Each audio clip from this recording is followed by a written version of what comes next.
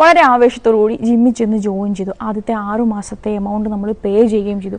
1 മാസം പോയി കഴിഞ്ഞപ്പോൾ നമ്മൾ ഡിസ്കണ്ടിന്യൂ ചെയ്യാൻ തീരുമാനിച്ചു.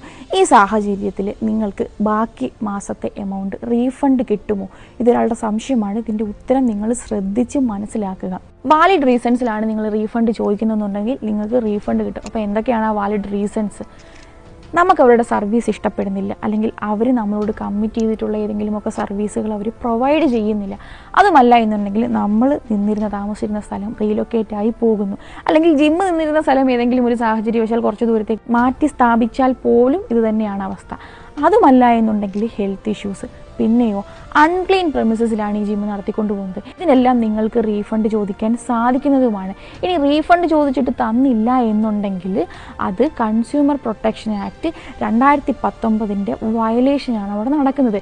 Deficiency in service, unfair trade practice, ഇതൊക്കെയും പണിഷബിൾ ആയിട്ടുള്ള ഒഫൻസ് തന്നെയാണ്. ഇതിനെതിരായിട്ട് നിങ്ങൾക്ക് എവിടെ കംപ്ലയിൻറ്റ് കൊടുക്കാൻ സാധിക്കും? ഡിസ്ട്രിക്ട് കൺസ്യൂമർ കമ്മീഷനിലോ അതുമല്ല എന്നുണ്ടെങ്കിൽ നാഷണൽ കൺസ്യൂമർ ഹെൽപ്പ് ലൈൻ നമ്പറിലോ നിങ്ങൾക്ക് കംപ്ലയിൻറ്റ് രജിസ്റ്റർ ചെയ്യാൻ സാധിക്കുന്നതാണ്. നാഷണൽ കൺസ്യൂമർ ഹെൽപ്പ് ലൈൻ നമ്പറിൻ്റെ വാട്സപ്പ് നമ്പറുണ്ട്. അപ്പോൾ ഇതിൽ നിങ്ങൾക്ക് കംപ്ലയിൻറ്റ് രജിസ്റ്റർ ചെയ്യാനും ട്രാക്ക് ചെയ്യാനും ഒക്കെ വളരെ ഈസി ആയിട്ട് നടക്കുന്നതാണ്. അപ്പോൾ ആ നമ്പർ നമ്മൾ സ്ക്രീനിൽ കൊടുത്തിട്ടുണ്ട്. ഈ വീഡിയോ മാക്സിമം ഷെയർ ചെയ്യുക, ഒരുപാട് മനുഷ്യർക്ക് ഉപകാരപ്പെടുന്നതാണ്. പിന്നെ മാത്രവുമല്ല, നിങ്ങളുടെ കൺസ്യൂമർ റൈറ്റ്സ് എന്തെങ്കിലും നിഷേധിക്കപ്പെട്ടതായിട്ട് നിങ്ങൾക്ക് തോന്നിയിട്ടുണ്ടെങ്കിൽ അതെന്താണെന്ന് കൂടി കമൻറ്റ് ചെയ്യുക.